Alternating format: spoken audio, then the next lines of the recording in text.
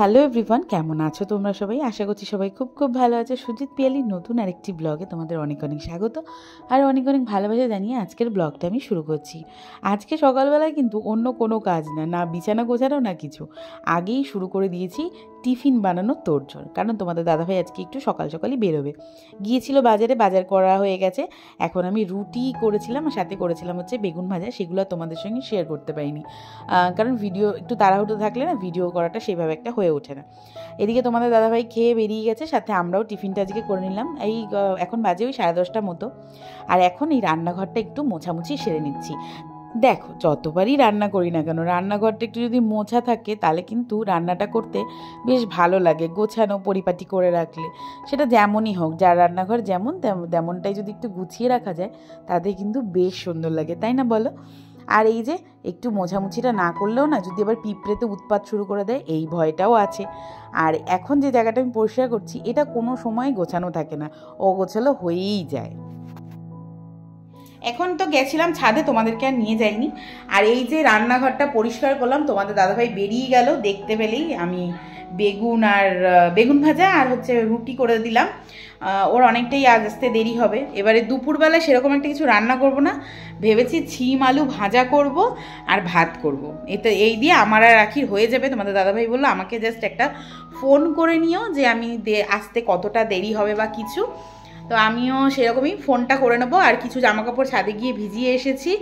আর উনুনটা আমার বেসিক্যালি উনুনটা একটু, আমি বললামই আগের দিনকেও বলেছি যে ইউটিউব দেখে আমি চেষ্টা করছি করার, তো ওটাকেও একটু ঠিকঠাক করে দিয়ে আসলাম আর একবার। কালকে অতটা ভালো হয়নি, আজকে একটুখানি সেট করে দিয়ে আসলাম।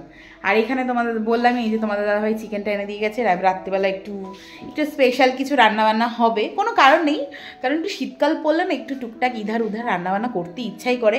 সকালবেলা উঠে এখনও কিন্তু অবধি আমি চুল আঁচড়াইনি, আর ওই দিকের ঘর এখনও গোছাতে হবে, এই ঘরের বিছানাটা অবধি গোছাতে হবে, শুধুমাত্র মশারিটা খুলে রেখে দিয়েছি, বিছানার মতন পড়ে আছে। তো চলো এখন এই কাজবাজগুলো করি, তোমরা ভিডিওটা দেখতে থাকো। তোমাদের দাদাভাই যখন বেরোলো তখন এই জায়গাটা থেকে আমি হেলমেটটা দিয়ে দেখলাম বেশ একটু ধুলো ধুলো লাগছে, কারণ আগের দিনকে একটু ঝাড় দিয়েছিলাম। আর ঝাড় দিলে সব জায়গাতে এত পরিমাণে ধুলো পড়ে না যে কি বলবো, তারপরে একটু মোছামুছি করতেই হয়। তো যাই হোক, সেদিনকেও মুছে রেখেছিলাম কিন্তু আবার একটু ধুলো ধুলো লাগলো, তাই যখন এখন মুছে নিলাম। আর বললাম এই বিছানা তো গুছাইনি সেইভাবে, শুধুমাত্র মশারি খুলে রেখে দিয়েছিলাম, সেটাই এখন একটু ভাঁজ করে নিচ্ছি। আজকে ভাবছিলাম একটু কম্বলগুলো রোদে দেবো, কিন্তু ভাল লাগছে না, আজকে আর রোদে দেবো না, পরে অন্য একদিন দেওয়া যাবে। প্রত্যেক দিন আর দুদিন যেরকম ঠান্ডা পড়েছিল এখন কিন্তু আবার একটু ঠান্ডাটা কমই আছে, অতটা অসুবিধা হচ্ছে না। যে পরিমাণে ঠান্ডা পড়ে গেছিলো এখন কিন্তু আবার এই পাতলা পাতলা কম্বলগুলোই গায়ে দিচ্ছিলাম। চলে আসলাম কাচাকুচি করতে, কারণ আগের থেকে ভিজিয়ে রেখেছি, স্কুল ড্রেস তো ওই যেহেতু সাদা সাদা, তাই জন্য একটু ভিজিয়ে রাখলে বেশ ভালোই হয়। আর দেখো ছাদটা কি ভীষণ সুন্দর লাগছে। আর এদিকে একটু জলও তোমাদের দাদাভাই বলেছিল দিয়ে দিতে, এখনই দেবো না, একটু পরেই দেবো।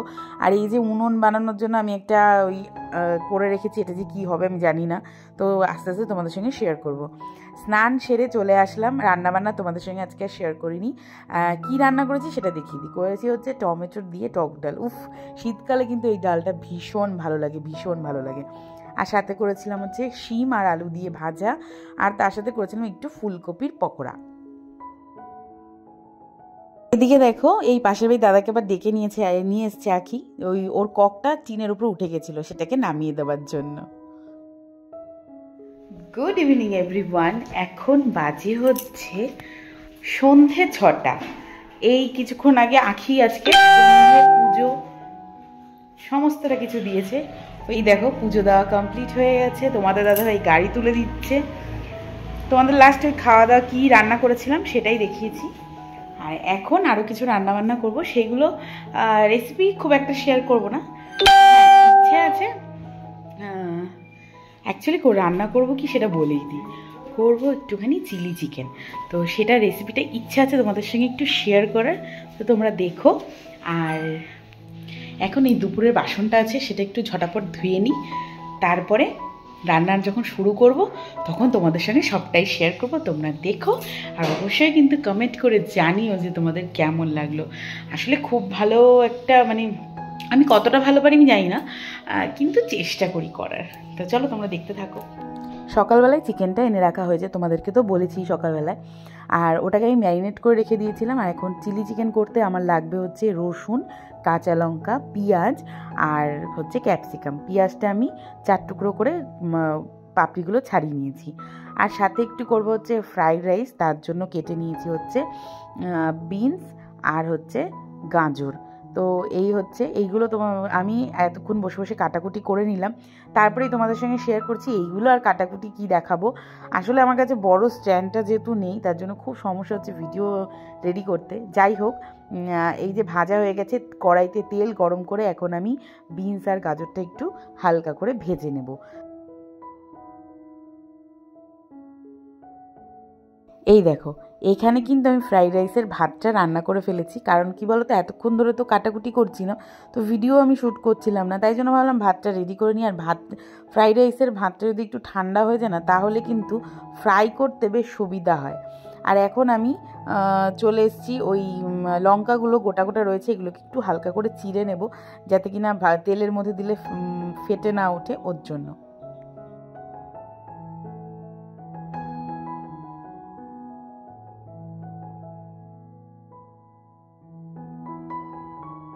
এদিকে এখন যে চিলি চিকেনের পকোড়াগুলো ভাজা হবে, তার জন্য আমি কিছুটা রসুন কুচি নিয়েছি, নিয়ে নিচ্ছি একটা ডিম, আর এর মধ্যেই দিয়ে দেবো হচ্ছে কর্নফ্লাওয়ার।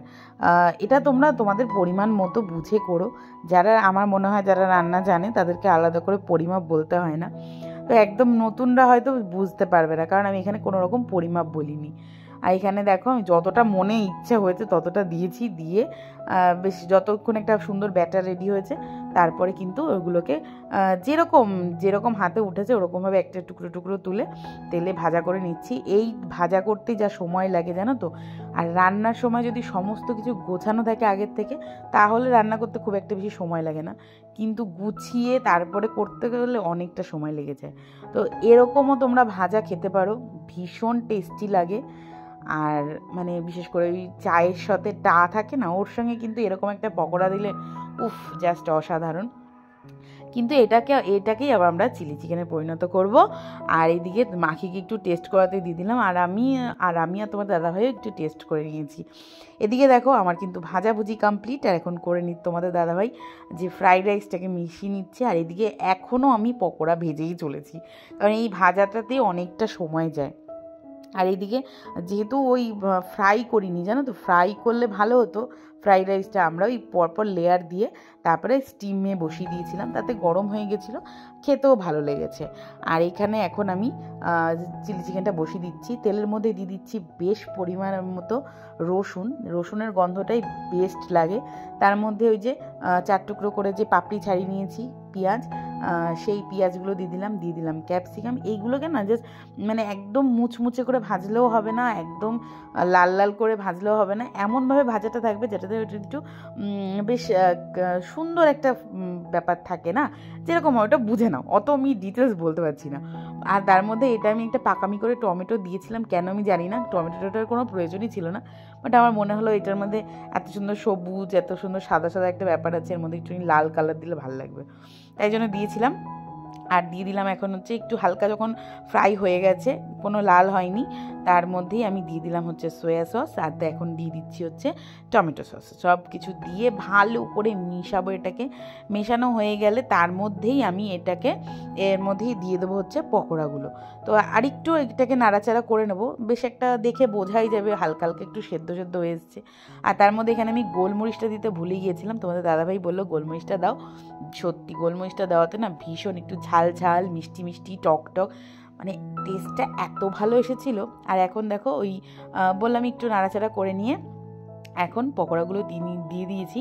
পকোড়াগুলো দিয়ে তোমরা যদি মনে করো যে এটার মধ্যে একটু ঝোল ব্যাপারটা থাকবে, তো তোমরা জল দিতে পারো, কিন্তু আমরা ওরকম করিনি। আমি সামান্যই মানে যেই বোতলে আমরা জল খাই সেই বোতলের ঢাকনা 2 ঢাকনা জল দিয়েছিলাম, দিয়ে এটাকে ঢাকা দিয়ে রেখে দিয়েছিলাম এতক্ষণ।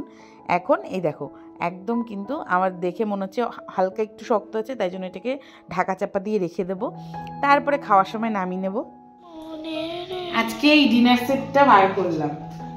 আগে জানো তো, যখন মানে আমার সেই শ্বশুর শাশুড়ি যখন ছিলেন, তখন আর কি এই যখন একটু স্পেশাল খাওয়া দাওয়া যেদিনকে নিজেরাই রান্না করতাম, তখন এই ডিনার সেটগুলো ব্যবহার করতাম। আজকে প্রায় 3-4 বছর ধরে এগুলোকে নামানোও হয় না, ব্যবহারও করি না। আজকে অনেকদিন পর অনেকদিন পর একটু ভালো মন্দ কিছু রান্না হয়েছে, আর ভাবলাম আজকে বের করি।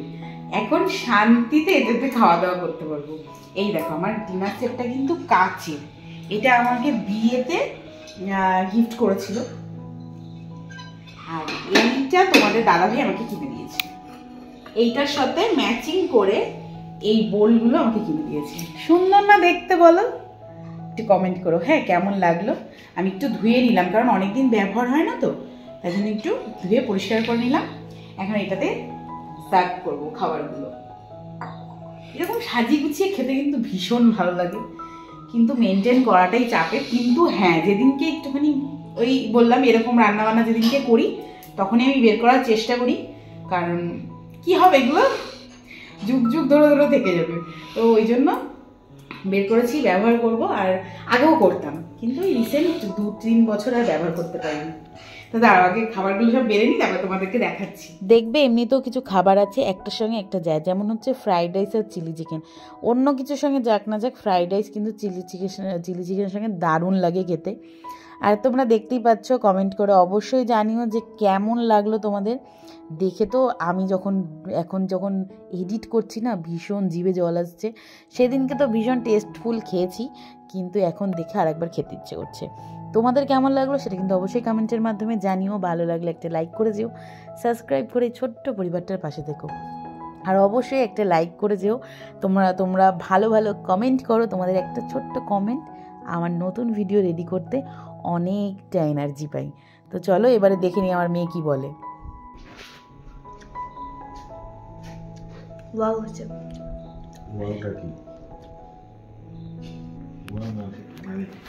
তুমি খেয়ে বলো, তুমি খেয়ে বলো।